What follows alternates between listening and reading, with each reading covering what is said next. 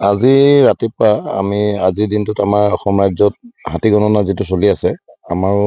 বকিয়াল খণ্ড বন কাৰ্যালয়ৰ যিমানটো এলেকা আছে সকলো ষ্টাফে আমি হাতী গণনা কাৰ্যসূচী চলাই আছিলোঁ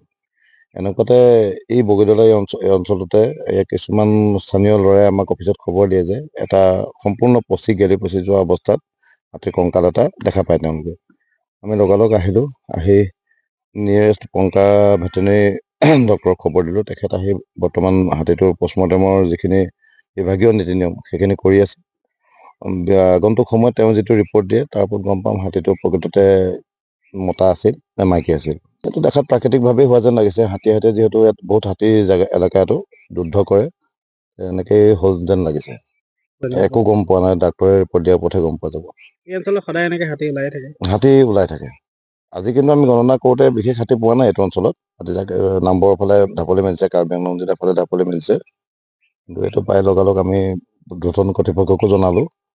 আৰু ভেটেনেৰী ডাক্তৰ মাতিলোঁ তেখেতে কাম কৰি আছে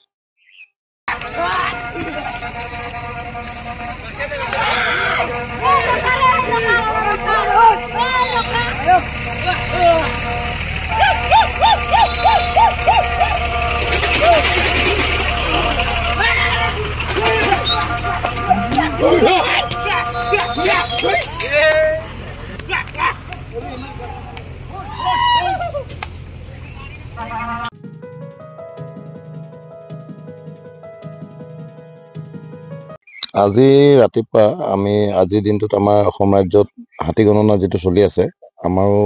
বকিয়াল খণ্ড বন কাৰ্যালয়ৰ যিমানটো এলেকা আছে সকলো ষ্টাফে আমি হাতী গণনা কাৰ্যসূচী চলাই আছিলোঁ এনেকুৱাতে এই বগীদলা অঞ্চলতে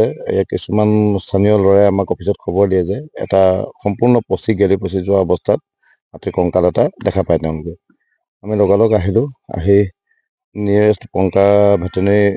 ডক্টৰক খবৰ দিলোঁ তেখেত আহি বৰ্তমান হাতীটোৰ পোষ্টমৰ্টেমৰ যিখিনি বিভাগীয় নীতি নিয়ম সেইখিনি কৰি আছে আগন্তুক সময়ত তেওঁ যিটো ৰিপৰ্ট দিয়ে তাৰ ওপৰত গম পাম হাতীটো প্ৰকৃততে মতা আছিল নে মাইকী আছিল এইটো দেখাত প্ৰাকৃতিকভাৱেই হোৱা যেন লাগিছে হাতীয়ে যিহেতু ইয়াত বহুত হাতীৰ এলেকাটো যুদ্ধ কৰে এনেকেই হ'ল যেন লাগিছে একো গম পোৱা নাই ডাক্তৰে ৰিপৰ্ট দিয়াৰ ওপৰতহে গম পোৱা যাব এই অঞ্চলত সদায় এনেকৈ হাতী ওলাই থাকে আজি কিন্তু আমি গণনা কৰোঁতে বিশেষ হাতী পোৱা নাই এইটো অঞ্চলত নামবৰৰ ফালে ঢাপলি মেলিছে কাৰ্বি আংলং জিলাৰ ফালে ঢাপলি মেলিছে কিন্তু এইটো পাই লগালগ আমি দুজন কৰ্তৃপক্ষকো জনালোঁ আৰু ভেটেনেৰী ডাক্তৰ মাতিলোঁ তেখেতে কাম কৰি আছে যিকোনো খবৰৰ বাবে যোগাযোগ কৰক 7099017330 লগতে 7099017110 নম্বৰত